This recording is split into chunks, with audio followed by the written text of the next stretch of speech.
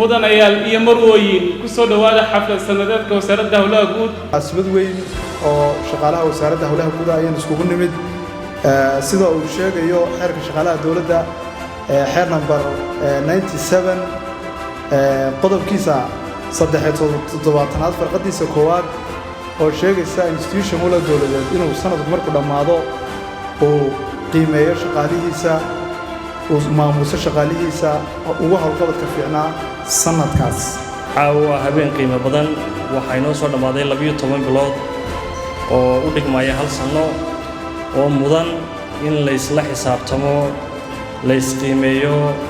shaqaalihii wanaagsanaa la dhiirigeliyo la abaalmariyo caawa dhammaanteen farxad weyn bay inoo tahay inaynu madashan iyo munaasibadan aynu isugu nimaadno innagoo dhiirigelinayna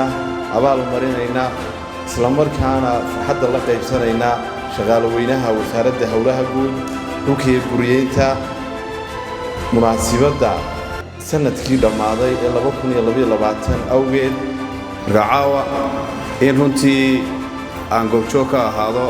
iyadoo la abaalmarinayo shaqaalihii wasaaradda hawlaha guud farxaddaasay runtii noo tahay waxaana si gaara ugu mahadnaqayaa wasiirka iyo wasiir ku-xigeenka iyo agaasimaha guud ee wasaaradda oo runtii dabaqay habraacyadii iyo waajibaadkii uu nagu waajibiyey xeerka shaqaalaha dawladda xeer number 97 xeerkaasoo runtii si faahfaahsan u sheegayey in shaqaalaha la qiimeeyo oo la xuso sanad kasta hawlqabadkooda farxadda la wadaagaya bogaadinaya shaqaalaha caawa la abaalmarinayo hambaliyo baan leeyahay intaan abaalmarinta helinna waxaan leeyahay waad ku xigtaan sanadka dambe yaan lagaaga dheerayn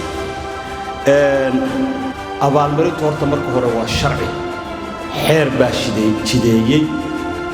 in shaqaalaha la ganaaxaana waa sharci xeerka iyo siyaasadduba way ka hadleen wasiirka wasaaradda hawlaha guud dhulka iyo guriyeynta iyo guddoomiyaha shaqaaluhu waxay ku dhawaaqi doonaan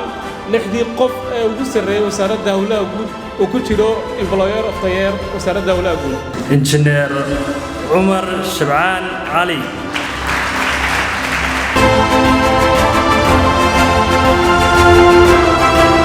isuduwihii ugu wanaagsanaa sanadka 2022 isuduwaasha wasaaradda hawlaha guud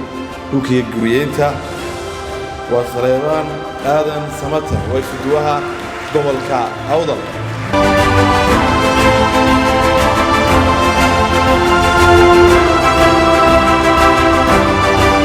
ما شاء الله waxay noqotay gabadh farxad bayna noo tahay waa Khadra Maxamed Aadan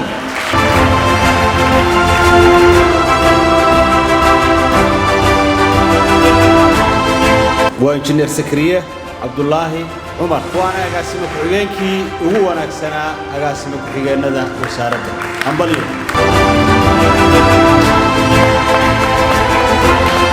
وأقاسم واحد كي وجوانا سنة أقاسم واحد هذا وزارة إسقال كها طلوا وكما وإنجنير عبد الرحمن محمد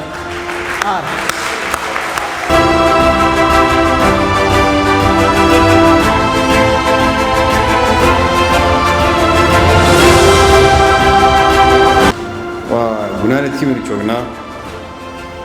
ونهم بلينا وأنا نقول دعينا إن شاء الله إن ميزانك حسنات وقدرة أما وقدرته سليمان عبدي